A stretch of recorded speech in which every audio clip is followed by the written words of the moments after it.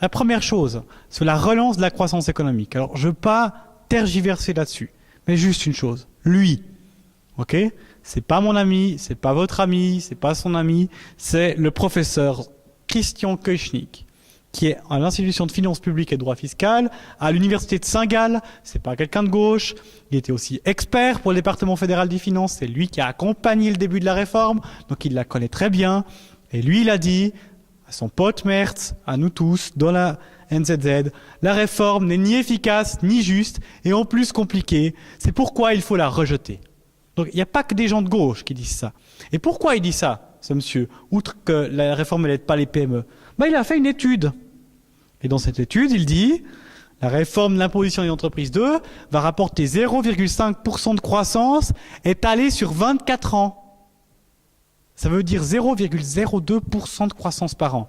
Ça coûte 0,4% du PIB. Donc ça coûte 20 fois plus cher en termes de croissance, en termes de PIB, que ce que ça rapporte comme croissance chaque année. Donc franchement, est-ce que c'est efficace ?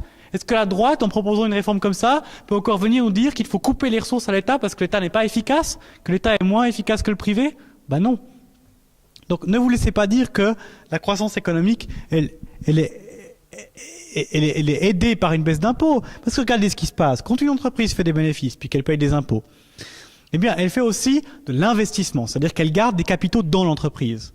Et puis ce qu'elle fait aussi, c'est qu'elle verse des dividendes. Mais si elle verse plus de dividendes aux actionnaires, qu'est-ce qui se passe? Est-ce qu'ils vont la réinvestir dans leur entreprise? Non, jamais.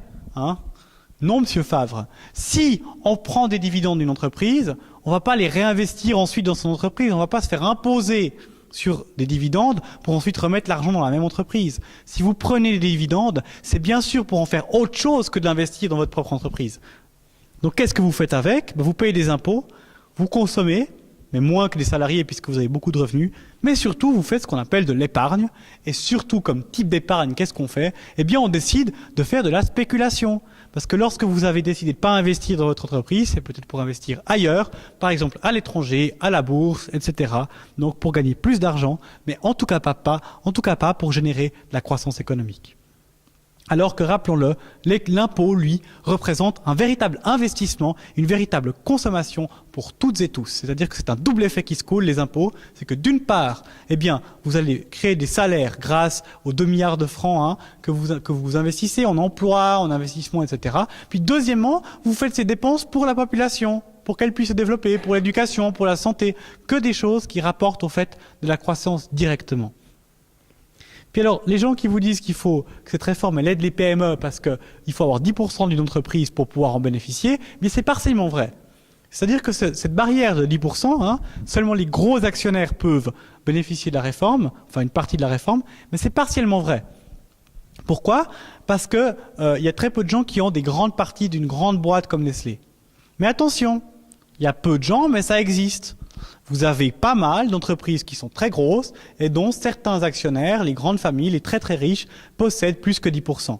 On cite souvent des cas, la famille Hoffmann, la famille Schmidheiny, etc., la famille Kudelski, etc. C'est tous des gens, ou la famille Blocher, qui possèdent de grandes parties d'une entreprise. Deuxièmement, évidemment, les capitaux vont se concentrer. Si vous pouvez bénéficier d'un immense cadeau, un cadeau de cette taille-là, évidemment, vous allez concentrer les capitaux, vous allez avoir 10% d'une entreprise. Et en plus, ce qui est génial avec la finance, c'est devenu tellement compliqué que vous avez la possibilité de faire ce qu'on appelle des produits dérivés en finance. Donc vous pouvez acheter beaucoup d'actions d'une seule entreprise et puis diversifier votre risque en vendant des autres formes de titres. Donc la finance permet plein de magouilles qui permettent au fait de contourner cette règle-là. Donc il ne faut pas croire qu'elle marche très bien.